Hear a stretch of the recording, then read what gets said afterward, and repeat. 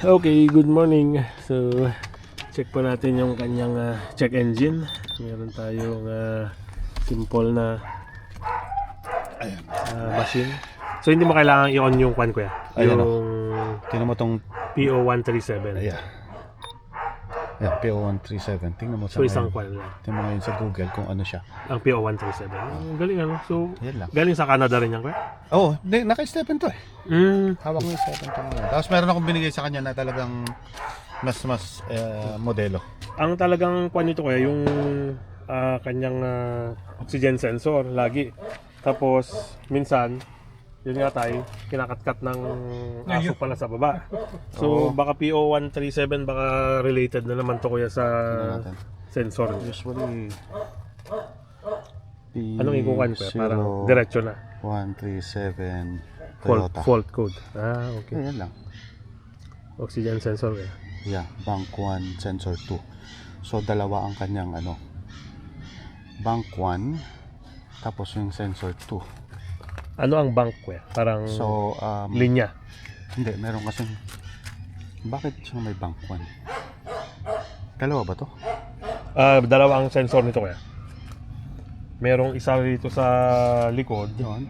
and meron dito sa harap. Sa may nandito yata sa may engine wall, Usually, firewall. bank 1 and bank 2. Okay. So yun yung bank. Oo. So parang sensor 1, sensor 2. Sensor 1 at saka sensor 2. 2. Okay. Ayan. Pero at least alam mo ngayon kuya na oxygen sensor. Kasi ang oxygen sensor, ito yan. Meron siyang sensor 1, yung sa dulo, and after. Dalawa. So doon siya kumukuha ng kwan niya, ng readings niya Ng reading before niya. and after. Oo. So meron yan, meron dito. Then, Bank 1, bank 2.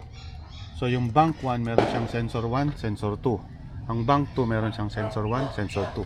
So dalawa yan, before and after. At doon nagkakaroon ng Disparity. differential.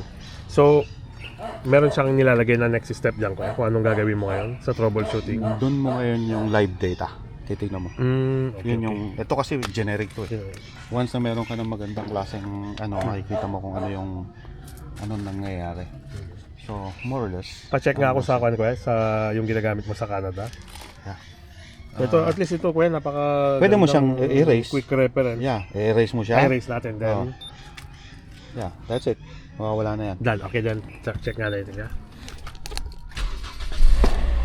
Wala na siyang sensor. Okay.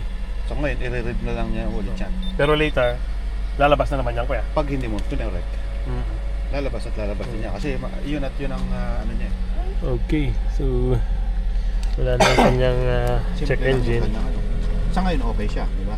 Okay. Kasi alam mong non-critical naman kuya. Oo. So pwede mong erase pero kung Erase mo critical yung reading, wag mong basta Yeah, kasi i-erase. kung pwede rin naman kasi kung minsan yung style ng driving mo kung paano, Yes kuya. 'di ba? Yung tipong masyado kang aggressive. Pero kung yung normal driver, kung minsan nati-trigger din siya.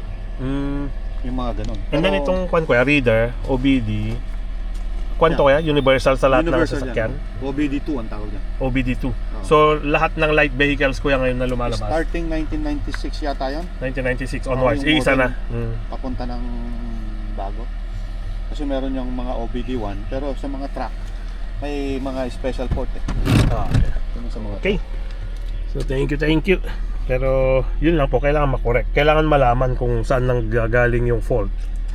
Saan nagtitrigger. Baka may nakagat na naman ng aso. Hindi, kung minsan yung ano lang din yan eh. Yung, Dumi ko yan. Oo, So connection. backlash linis. Yeah. Kuha tayo ng oxygen sensor cleaner. O meron multi-purpose cleaner lang talaga. Kung minsan linis lang talaga. Multi-purpose. Hindi naman basta-basta nasisira. Pero nasisira kasi electronically ano yan. Okay. Ganda po. Magkano ganito sa Canada kuya? Ay, mura lang yan. Yan ang pinaka generic. Generic. Marami ng mga gandang klase mo. Yan po laking bagay oh. Napaka-simpleng machine. Tapos pwede mo nang may erase. Kaya lang at least nalaman mo na Kung ano yun. kung ano yung nanggagaling yung fault na yun. So, Kaysa yung magbabayad ka pa ng yung scanning. scan mo pa. May kung ano yung 1,000 pesos din yata. Yeah. Scanning lang ha. Then ito pag in-erase niya, 1,000 pesos na. Ganun lang yun. So ito kaya hilain mo lang Yan kuya. mo lang siya. Oh. That's it. So ito yung kanya. Yun yung Okay. port niya. Nice. Thank you. So yan po ang ating quick try ng basta OBD2 kuya. Yeah. Yun yung Pag maghanap ako sa Lazada, pang kwan lang, pang temporary. Sa'yo na yan. Sa'yo kuya. Hindi. Meron pa ako din sa Canada. Sa'yo na yan. Okay. Thank you. So, Yan yung galing kay Stephen. Binigay ko ngayon yung sa akin, nandun kay Stephen. okay kuya. So pang lahat ng light kuya, sa light trucks. Basta mayroon Basta siyang OBD2. OBD port. Basta OBD2. Oo, Okay. OBD port. Yan. Wow, nice. Thank you kuya. Yan po yung ating expert assistance from Kuya Dennis. Thank you.